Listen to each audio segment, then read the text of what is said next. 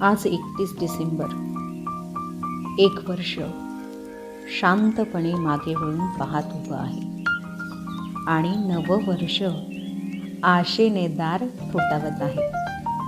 मागचं वर्ष कधी हसवलं, कधी शिकवलं, कधी थोडं थकवलं, पण प्रत्येक क्षणात काहीतरी देऊन गेलं. नवं वर्ष येतंय, नव्या आशा, नव्या संकल्पनासह, जिथे शब्द जपून वापरायचे, नात्यांना वेळ द्यायचा आणि माणूस म्हणून थोडं अधिक माणूस व्हायचं.